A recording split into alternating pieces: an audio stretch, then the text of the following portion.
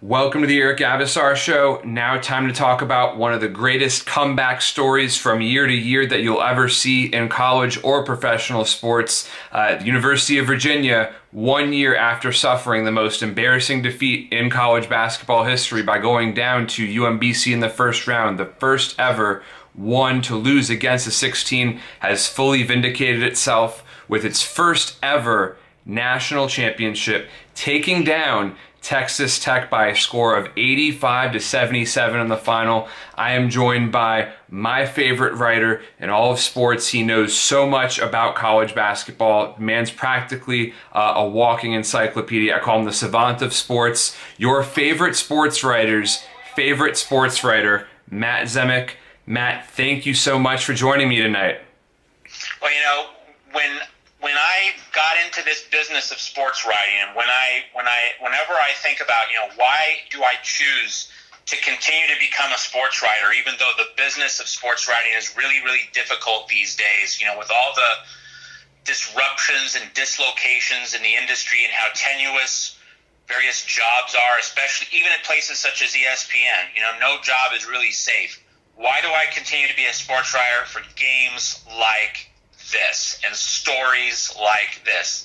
It's cliche, but cliches are cliches because they do possess a certain core truth, and this really was what it's all about. Even more than the hokey pokey, this is what it's all about. Right. I mean, exactly. It was a fantastic game. It certainly got better as it went along. It looked like a rock fight early on, and then once the nerves kind of got shaken out a little bit, the offensive flow really got established, especially in the second half. And, overtime games in the Final Four seem like they're hard to come by in college basketball. And I think, one guy made himself a lot of money tonight with DeAndre Hunter, and one guy lost himself a lot of money tonight with Jarrett Culver on Texas Tech. I mean, did you really feel like this was just meant to be for UVA once Hunter drained that three to tie the game? Well, I think it was meant to be once Virginia managed to hit all of its free throws in overtime. Virginia was 3 of 9, if I'm not mistaken, against Auburn from the foul line in the national semifinals, and that was one of the big reasons why Virginia did trail late, thanks to that 14-0 Auburn run. And I think that in the overtime. Overtime, it could have, it's a coin flip. It could have gone either way. And, Hunter himself, he had missed, I believe it was 4 of his first 5 foul shots at this Final Four, going back to Saturday. He was 1 of 4 on against Auburn, and then he missed his first one tonight. I know that. But in the overtime, he made a front end of a 1-and-1, and that seemed to really set a tone for Virginia at the foul line, writing a different story compared to its previous few rounds. So, but I mean, there were so many different little details, and I think one of the instructive lessons, not just of this tournament, but every NCAA tournament, the margins are so small. I mean, how many plays, both in terms of the plays that each team made and also in terms of the calls that were reviewed, how many of these plays were so close, and how many of these plays depended on the initial ruling on the court such that they were, not conclusively able to be overturned. A few plays were, such as the ball being slapped out of bounds off Moretti's hand late in the game. That was an overturn, but there were other calls that were upheld. But whether they were overturned or upheld, they were really 50-50 calls. I mean, you could make an argument for one call or the other. So the larger point is just the margins in just about every play down the stretch in this game. Everything was close. Everything was tight. And we write the history books according to the winners, and the losers, get applause, but they don't get to write as much of the story. That's just the way it goes in sports. And yet the margins that decide who wins and who loses, who laughs and who cries, they are so small. And so the one-and-done nature of the NCAA tournament, it reminds us of that every single year. And it's part of why Virginia losing to UMBC a year ago, with DeAndre Hunter being injured, unable to play. Obviously, Virginia didn't respond well to that adverse situation without Hunter. Guys played one-on-one instead of playing within the flow of the offense, and UMBC just kind of saw that Virginia was rattled and ran with it. But, when you lose at that high a level, when you make history like that, the first 1 seed to lose to a 16 seed, it's just the law of the jungle that you're going to get buried. And this year, it's exactly the opposite, that Virginia easily could have lost so many times and yet managed to sneak through. So it was meant to be in that larger sense, not so much in any one play. We will remember the Kihei Clark pass against Purdue and the Mamadi Diakite bucket, but in terms of what it was meant to be, it's really the whole journey and how Virginia somehow did not quit in any of those rough situations when other teams might have flinched. Surely. And I mean, those last 3 games would suggest that UVA was a team of destiny with that buzzer beater to force overtime against Purdue, to overcome what was truly a historic performance from Carson Edwards, to beating Auburn, Kyle Guy just being the coolest of cool customers to knock down those 3 free throws and getting that call to go their way. Because if Ty Jerome is correctly called for a double dribble, Auburn inbounds the ball and more than likely wins the game. So I know that seeing, UVA win tonight probably makes it even tougher for Auburn to, look back on bowing out of the Final Four. But, their victory tonight, it was definitely a lot closer than the 8-point margin at the end. It was, wire to wire, close throughout, although UVA did lead for the majority of the game, and you could kind of feel that they were going to take control of the second half after Ty Jerome's three-pointer. But at the end of the day, I definitely feel like they really got it right by naming Kyle Guy the most outstanding player. DeAndre Hunter was the player of the game tonight. He led all scorers with 27 points, did not have a good first half, played on absolute fire in the second half. One of the best second half performances I've ever seen from a player in the final, when you include the overtime as well. So massively impressed with Hunter, but I think Guy, the poise, the calmness he showed under pressure, can't say enough about what he did. I mean, do you feel like Guy was kind of a no-brainer for most outstanding player in this Final Four? Well, I think it just as easily could have gone to Ty Jerome. I think that Jerome, let's remember that when Jerome picked up his 4th foul late against Auburn, that's precisely when Auburn was able to go on that 14-0 run.